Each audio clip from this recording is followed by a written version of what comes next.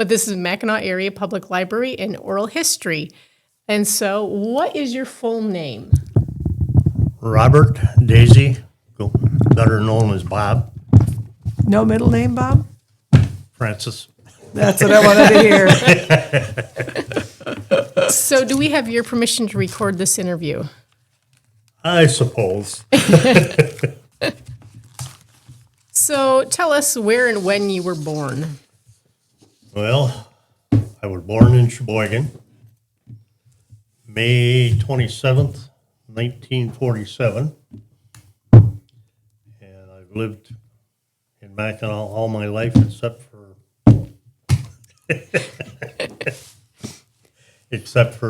3 years when I was downtown Istanbul. Courtesy of Uncle Sam. That gives me more questions, but we'll stick to this for now. And so, who are your parents? Raymond and Mary Desy. Okay. And what type of work did they do? My mother and dad had several gift shops. They started out with the main shop, which was on Main Street. Started out just being Desy gift shops, and then when they remodeled, I can't remember what year it was, they changed it to the Village shop. Okay. I should have filled out, we have a whole section of postcards that are specifically that. And those probably came from my cousin, John Marsh. Oh, yeah, yeah. Yep. Those are all in his. Yep. Okay. Connections. Yep. Okay. So it gives you an idea where he got them all. Yeah. Yeah. Neat. So did you have other family members that lived nearby? There was 8 of us, all total, in the family. 4 boys and 4 girls. We needed one more for a baseball team. Oh, true. And as I'd mentioned, John, his mother was a sister of my dad's, and they lived in town. His dad was a Greyhound bus driver. And for a few years, I don't remember exactly how many, were Bo's got his shop. Mm-hmm. That used to be the post office prior to where it's at right now. Oh, you mean the sign shop that's downtown right Yep. now? Yep. And his mother was postmaster there for several years. Something new. Mm-hmm. I'm interjecting. I guess I should say I'm Angie Morthland, Mackinaw Area Historical Society. Yes, I give consent, and I will probably ask lots of questions.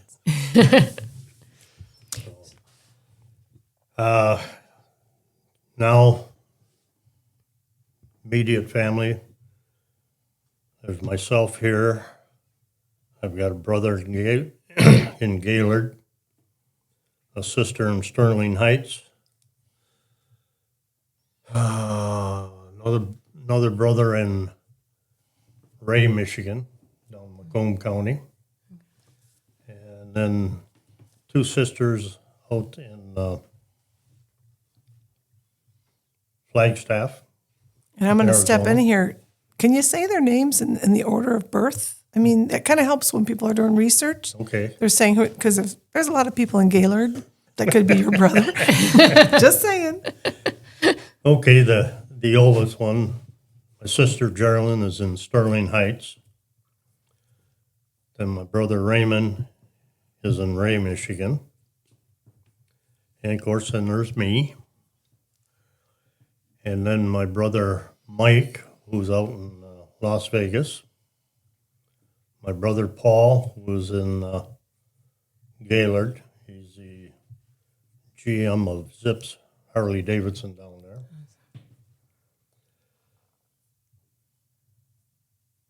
Paul, and then there'll be Mary.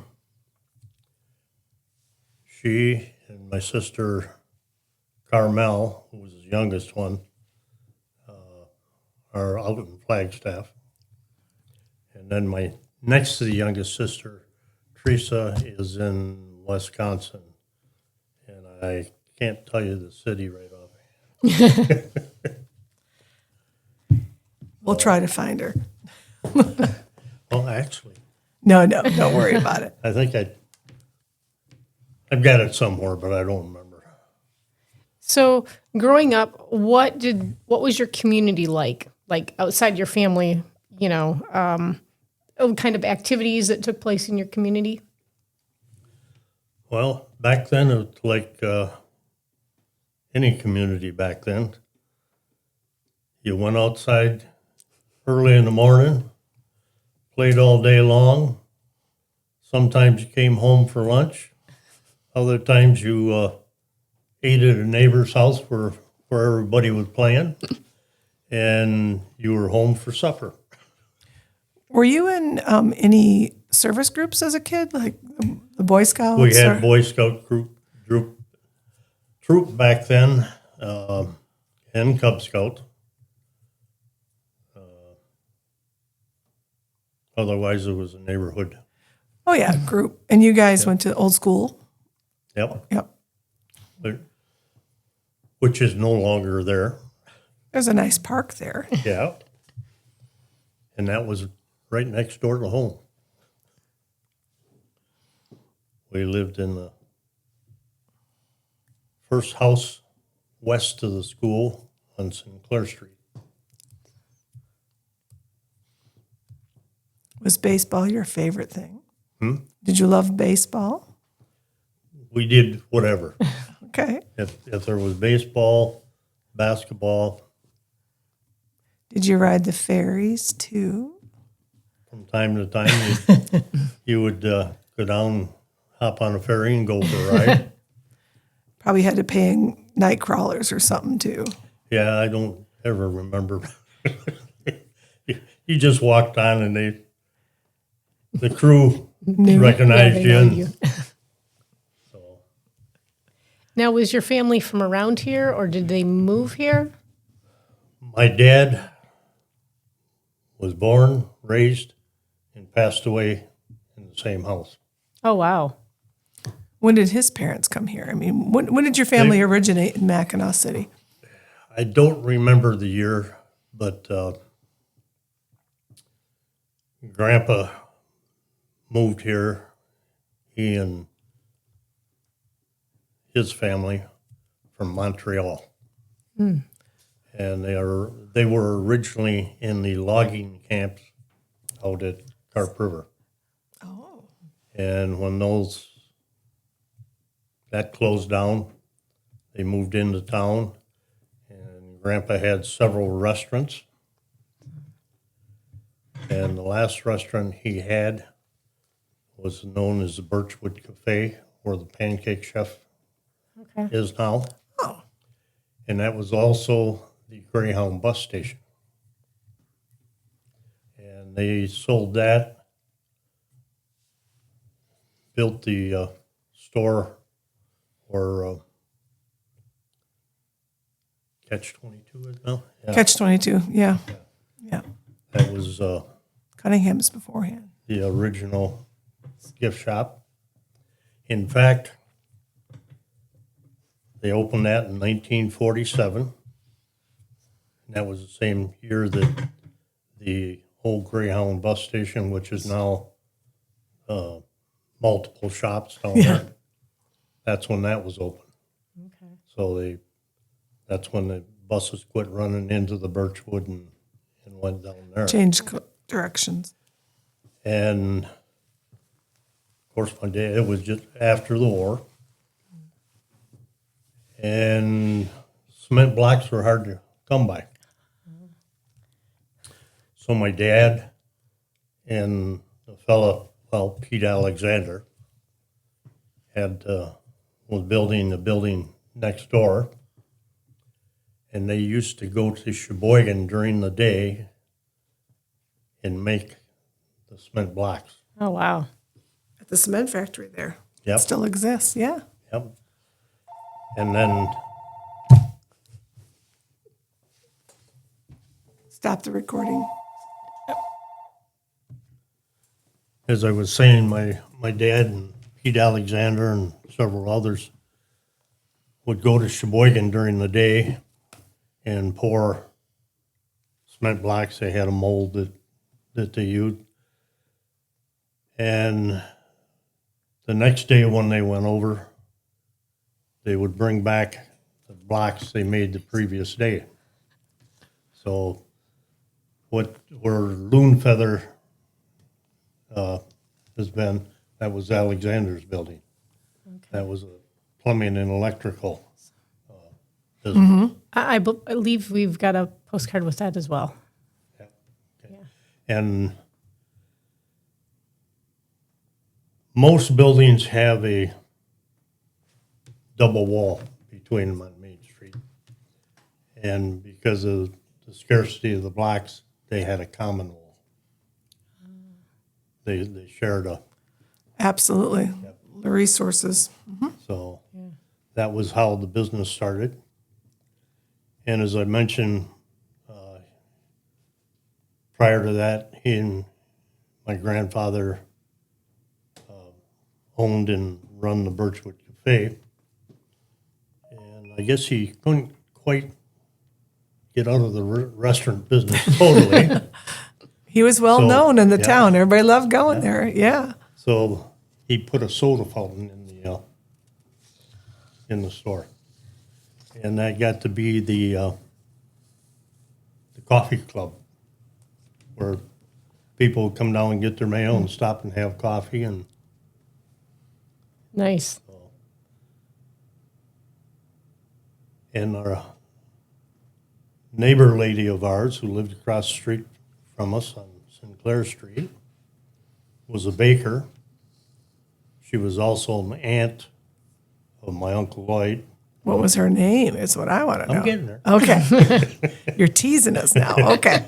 The one that has done all the paintings that you see. And her name was Edith Davenport. You will probably recognize that name from the lighthouse. Yes. Yeah. Well, that's where they lived when they They moved out of the lighthouse. moved out of the lighthouse. And Edie, in the summertime, would make donuts. Oh. And a lot of those donuts ended up down at the soda fountain, which people would have with their coffee. Absolutely. And as I was telling you, that one mold in the cabinet out there, which was a donut cutter, is how she made her donuts. I know they can't see anything here, but next time we're bringing snacks. So when we do this, But Edie would make donuts every morning, and all the kids in the neighborhood would be up bright and early to go help Edie make donuts. on the job training, very nice. And our pay for that was, as she stamped out the donuts, You got the holes in donut hole? The holes in the center, she put aside. When she was done making all the donuts, those went in, and the kids got them. I like Edie already. So that's a little history on that. Nice. Oh, where can we go off of this? Well, I want to go back to you mentioned that you live next to the school and that's where you went to school. What were your interests when you were in school, or did you have any influential teachers, or what was school like? School was one of those places you had to go. So was it an enjoyable, or was really strict teachers, or I think, like any growing up, you had some teachers you liked, you had some you didn't like, but overall it was a good experience. back at that time, most everybody lived in the area of the school, basically from Nicolay east and central north. So that area there was an 8-10 block area, something like that, is where most of the kids lived. There was a few on the west side, but that wasn't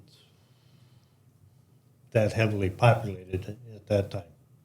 Was it enough that you had your own grade classes, or were Oh, you yeah. in together? Okay. No, we had our own grade classes. Do you remember about how many in a class? Well, put it this way. My class ended up being the largest class to ever graduate from Mackinaw. And we had, I believe it was 29, Oh, That's wow. a very 28, big class. 29. It got bigger when the bridge came along, I'm sure. We lost a few. I think we started out with 32. Wow. So what was the industry at the time that people were here to have kids? You know what I mean? Most of them worked on the boats, Okay, ferries. both the car ferries and the rail ferry. And those that didn't work on the ferries seemed to have a business of some sort. Had a shop of some sort, yeah. Because there were so many people coming. Yep. And you asking about teachers. There's one teacher. She started here and she taught all the way through. You may recognize the name Margaret Paquette. Yes, I do. She had the pleasure. I'll say pleasure. Maybe it wasn't. I mentioned it to her a couple of times. She said, "No, you guys weren't that bad." But my class was her first class. Oh, wow. And she still stayed in education. That's a Oh, good yeah. sign. Yeah. Yeah. Very cool. So So nowadays we have so many holidays that get celebrated. What holidays would your family have celebrated normally? What was the days, we have so many now, but. well, of course, you always had Easter, Thanksgiving, Christmas, Memorial Day. Was that always a big one here? For Memorial Day? I can remember Memorial Day, we used to decorate our bikes and they'd have a parade and everything. Labor Day, as I remember, wasn't anything real big until the bridge. Right. Makes sense. Did now there were churches in the area. Was your family affiliated with We with were other churches? affiliated with St. Anthony's. And ironically, I'm hitting things as they pop up. That's fine. That's what we love. But the old St. Anthony's Church, which was down on Henry Street, the old rectory is still there. But when they moved from there out here to St. Anthony's, the church sat vacant for a little while. And my Uncle Lloyd was getting into more painting, and he was also a carpenter, built different things. And he needed a little more room, and he ended up moving his shop into the church. Really? Yep. Very nice. So the old church was his shop for many years. That would give him a lot more space for the Yep. things that he did make. Wonderful. I didn't know that. That's kind of cool. And that building is no longer No, with us, but the rectory is still here. That got to the point that, well, that's one reason he moved his shop out of there. It was Getting pretty dilapidated. Yeah. Yep. So tell us about the house where you grew up. Things that you would have had in your house that we don't have today, or things that we have today that you didn't have then. How is it different? Well, of course, back then, if you had a TV, you had one TV. And normally it was black and white. 3 channels that went off the air at midnight. And all the houses in this area, to get the signals, had to have a big Rabbit ears, per se. TV tower outside. Did you have a local radio station too, I heard? Sheboygan was WCBY. Was the closest radio station. And then eventually one in St. Ignace went in. I heard a rumor there was one in the back room of one of the restaurants of yours. Is that true? I heard that. Just saying. I don't know if it was you or who did it, but someone said that there was a station that was local for a little while. There was a fella that was a ham radio operator who lived on Wawadam Beach. And I don't know how, somehow he and my dad got talking one day, I guess, when he was in for coffee. And of course, you're always trying to advertisement to get, and anyhow, the short of it, this guy knew how to make a miniature radio station. It fit in a mailbox. And he set it up in the back room of the store. And it had, give a little information on the area and so forth. And then, of course, said where it was coming from. That was the advertisement. That would have been in the 57. very late 50s, early 60s. Yeah, I heard about that. Where did you hear about that? I do a lot of reading. You never know. I think you actually used to sit there and watch him a little bit, from what I heard. He said a lot of local kids would come watch in the back room. Well, when he was setting it up. Yeah, and it was once he got it set up, it was just... That's pretty neat. Get away from me, kid. You bother me. Yeah. Well, no, he didn't have to do anything. Yeah. And I don't remember if they turned it off in the evening or if it just continued played. I think it went off in the evening. I agree. But it was where you see different things. A realtor will have tuned to such and such. This was the early version of those. Local news, local interviews. It local. only, I don't think it transmitted much further than probably Main Street area up to Nicolay possibly. And it was only seasonal because he was only here during the nice weather. Yep. Yeah. And his name, if I remember right, was Heartland Smith. Yes, it was. I was going to say it. Which brings me to a question about non-seasonal time, because you were here year-round. Tell us about some of the winter fun that you used to do as a kid. Where did you go sledding? Where did you go ice skating? Actually, where Enzel's house is, where the old Stimson home? Stimson home was. Yeah. There was a family by the name of McCarthy that was living there at the time. And eventually, that lady worked for my mother and dad.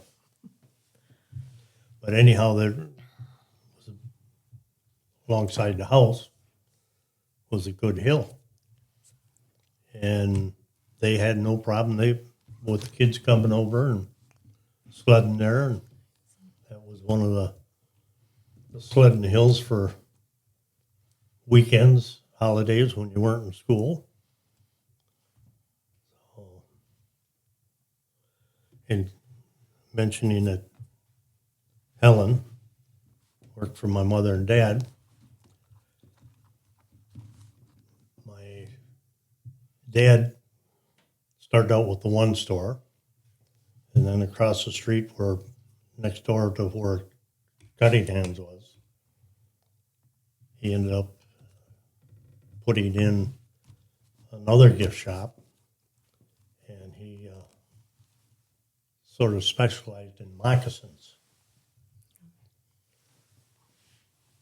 And that became known as a moccasin shop. It's called Minnetonka Moccasin Shop. And at one time,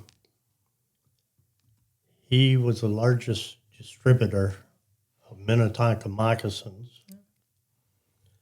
In fact, the Ohio Turnpike, all their stops or plazas had Minnetonka moccasins. And Minnetonka Moccasin told my dad at one time that he was their largest distributor.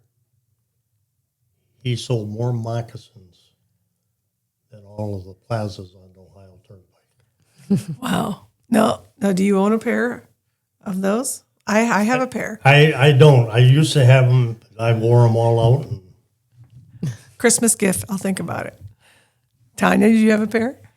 No, Oh, that was a big I thing used here. to. It was I a used big to thing when I up was here. little. Yeah. It was real big here in town. But the west wall was nothing but Moccasins. moccasins. Did you ever get paid for shoveling when you were a kid? I think we did, yeah. I have a picture of a couple kids. As long as it wasn't home. Your mom told you that, didn't you? You do all the work for anybody else, but not here. No, that was Dad. Oh, Now, after the winter that we've had, what were winters like then? I mean, we see the pictures of all the snow. There was a lot of snow. And the winters we've had have been nothing. This winter would give you a good taste of what. Yeah. good reference. Yeah.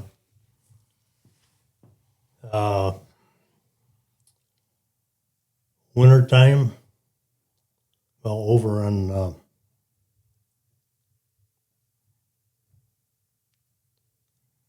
Charm. Desarm? Yeah. Near me? Yeah. I'm thinking of the one just this side of the boulevard. Is that Ducharme? I can't remember. I want to get Ducharme, DePeister, and I know. Get them, all those D ones. Maybe Yeah. we'll get a map out for you. but anyhow, we're the backside of the motel, which is on across from the lighthouse. Oh, okay. The Econo one? Or the No. Actually, Lighthouse View. Lighthouse View? Yeah. Okay. All right. Street behind that, of course, there's a little hill there. That was another sledding spot. And you would go down the hill. Of course, you had to walk back up. Unless there was a car come by and was going up the hill. Grab onto the bumper. You got it. Okay. Very good. Every now and then you get somebody that would willingly let you grab hold of the bumper. Most of the time, you just, when they weren't looking, you grabbed the whole bumper, rode up the hill, and then slid back down. Now, during the winter, during the time of the ferries, did things slow down with the ice, or did they keep? It's always slowed down in the winter. My dad, in his store, He wasn't really open in the winter, but he was always in there working, doing something, and the front door was unlocked. If somebody wanted something, they'd come in and hollered, and if the lights weren't on, you'd turn the lights on so they could find what they needed. Did business that way, but you did not have really any regular hours. Did you witness or even work at when they harvested ice at all by Bell's? That was kind of dying out when I remember seeing a lot of pictures. I think I may have been down there one time towards the end when they were doing it. But that was something that was dying off then because you had electric refrigerators. Yeah. There were still a few places that had the old ice box. True. Did you ice fish at all? No, I didn't. Me neither. Ice is not meant to be walked on. So I'm going to ask another question. So as you grew up, did you work for your family or did you actually get a paid job away from the family? No, I worked at the store. Oh, let's see. Well, actually, for a year or two after I returned from the service, What branch were you in? Army, Thank you for your service. welcome. Actually, I started on, Dad says, if you're going to learn the business, you're going to learn it from the ground up. I started out sweeping, scrubbing floors, and I became a soda jerk. No comment there. When I was big enough to do it, I got stuck behind the soda fountain. And it was fun. After school, a lot of the kids, if they had to stop and pick the mail up for the parents, they would have enough money to come over and have a soda or a float or ice cream. And if they were having just, say,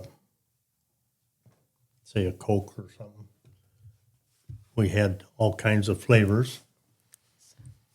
That was back when your cherry Coke and vanilla Coke, you mix the flavors yourself. You were a chemist then, huh? In fact, there was one that was known as a zombie. Oh, really? What was in that? Boom, boom, a little bit of everything. Oh, my. Oh, my. Until Dad kind of said, not making any money on that one. So, Very cool. Now, with your family owning businesses in town, did you ever get to go on vacations or away from? we would. Dad had people working for him that he could depend on. And most of our vacations back then probably ended up going back to Ohio because that's where my mother was from. The story is that she and my dad met when my dad and Grandpa were still running the Birchwood. And my mother worked for some people who own the Mackinaw Lodge, which is now, I can't think what it's called now. Oh, gosh, I can't either. Is it the Rainbow? Well, no. Actually, the Mackinaw Lodge is where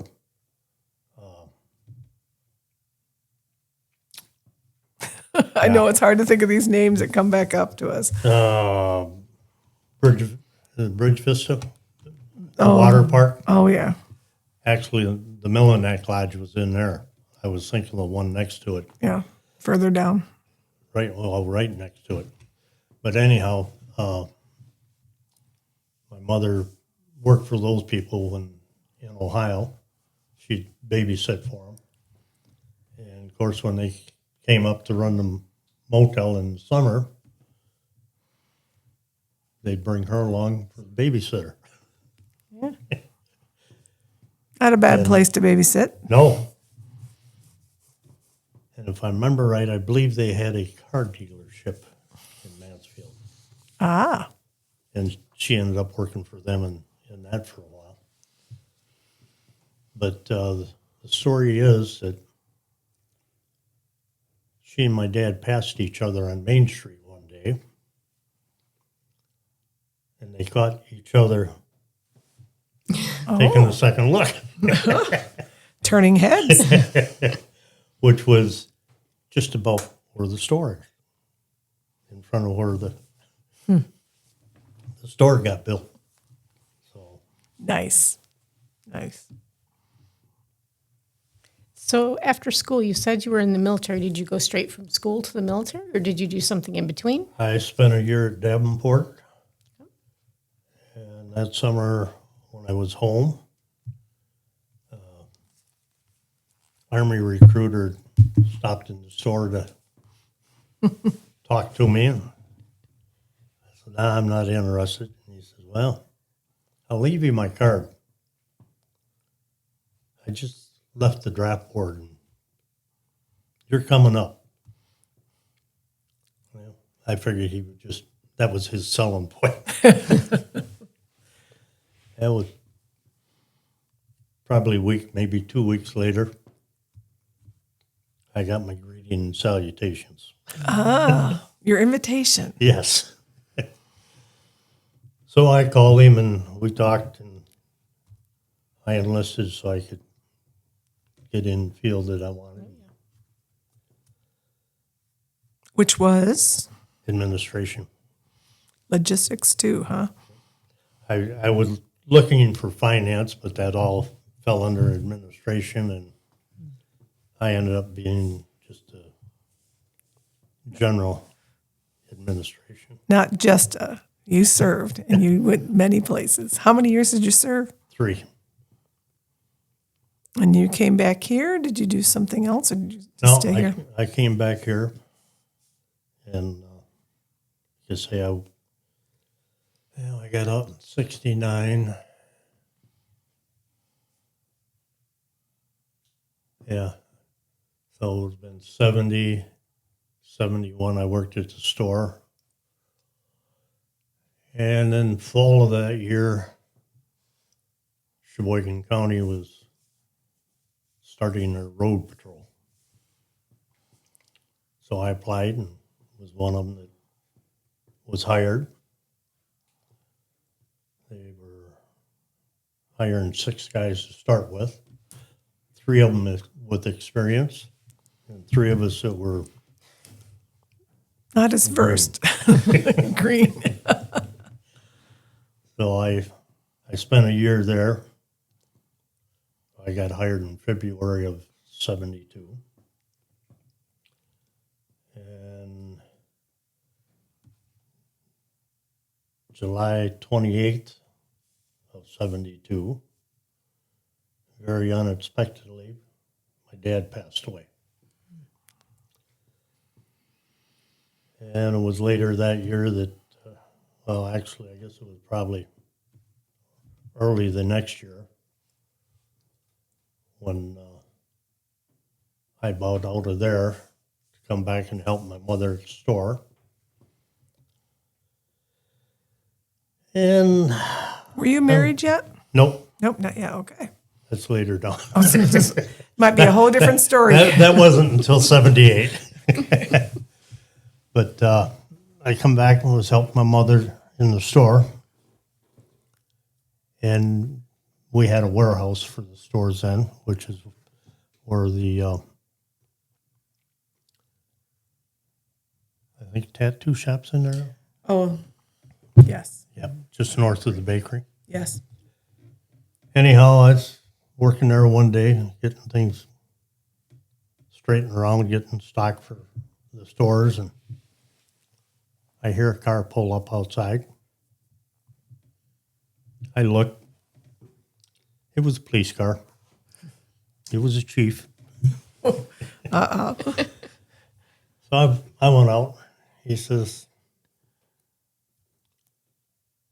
suppose you heard I'm losing a guy. He'd hired a guy that was from Detroit. And it was too slow for the guy. He wanted something more active. I said, yeah, I heard that. He says, any chance you help me out for a while? I said, what are you looking at? Well, it was doing the days off. And back then the guys were working 6 days a week.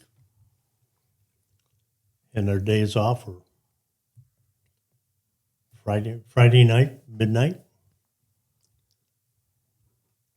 afternoon, Saturdays, and the day shift Sunday.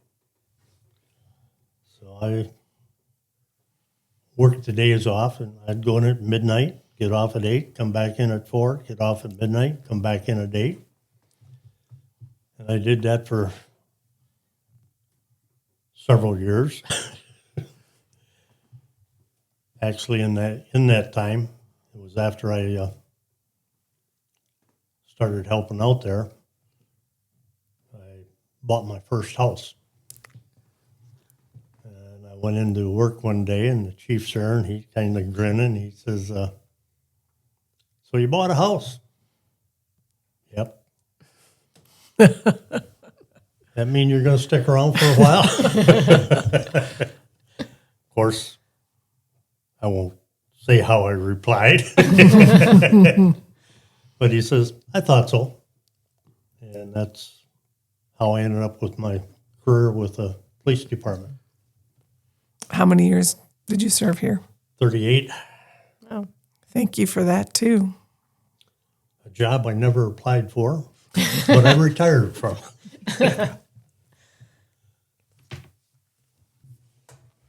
so looking at how town has changed, what things stick out to you as the big differences over the years?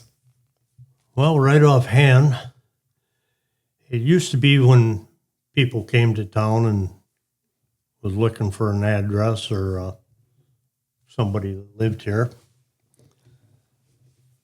Used to be they'd ask you where such and such an address was. Well, you'd look at them and say, I don't know, who you looking for?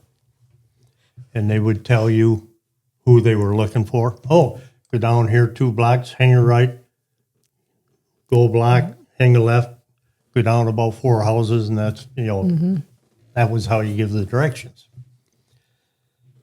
Well, as the years went on, we got more and more people would come in and ask where so-and-so lived. Well, it got to the point to where you did just the reverse instead of, Right. directing them by trees and signs, so to speak. You'd say, who you looking for? Or what's their address instead of who you're looking for. Well, that was a big thing. I mean, nobody ever knew anybody's address before. And then it got to where you didn't know the people Right. by name, and you had to do Yeah. address. So that's one of the big things. And of course, the big change is it went from these small mom and pop motels to the larger Yeah. motels. And of course, all the motels started adding pools, which back in the early days, a pool, what's that? Right. The lake's right there. Yeah. Yeah. So that's a couple of big changes. We started getting franchises when McDonald's was here for a short while, and then Burger King. Of course, Dairy Queen was probably the first franchise that I can think Okay. that came to town.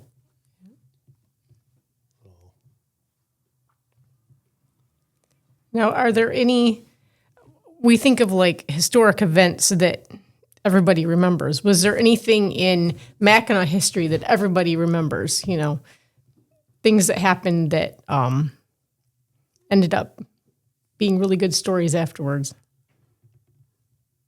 Well, when the Cedarville went down, Oh, yeah. that was in 1965, May 7th. Yeah.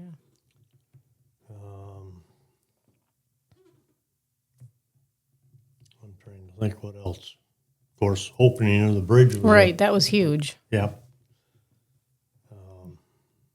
And really, a lot of it is before the bridge and after the bridge Yep. when you look at stuff. And when the trains quit running here, that was another big change.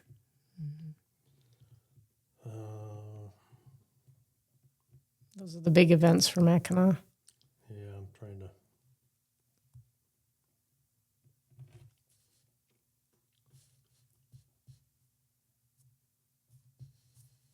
Oh, I can't think. You think of it afterwards, Right, but yeah. those are just the few that I can Okay. think of right offhand. Well, I guess when the fort became what it is now, Right. where the stockades are, there was always stockades there. And as I said earlier, in the summertime, you'd leave the house in the morning and be Yeah. back for supper. Well, the fort was one of our playgrounds. Okay. It was just, It was just a wide- park, wasn't it? So that anybody could go? Yep. Okay. Actually, between where the fort is and the bridge was the campgrounds. Okay. And then on the other side, between the bridge and the lighthouse, was an addition to the campgrounds. So we used to, end up down, meet people in the campgrounds. But as I started to say, probably one of the biggest changes was when they decided they were going to rebuild the fort. And they booted us out of our playground. Yeah. So, So was it looked at as a good thing or not? well, When you lose your- the kids at the time didn't look at it as a good thing, but it became an attraction, so it was good there. And they didn't close the campgrounds entirely at once. They closed the section east of the bridge first, and then a few years later on the west side. Were like nowadays the lighthouses are kind of tourist things. Were they at that point or were they still functioning? Well, no. Once the bridge went in, Mackinac Point just kind of set for several years. And McAlpin's, or not McAlpin, yeah, McAlpin, used to be a private residence. There were several different people that owned it and lived in it. Okay. And the fortunate thing for that one was those that lived in it for the time period. Nobody went in and completely modernized it. Well, that's interesting. McAlpin, not McAlpin, yeah. Anyhow, what is now the gift shop there was probably the room that was the most modernized. It was a modern kitchen. But as far as the bedrooms and, the rest of the people lived in it as it was.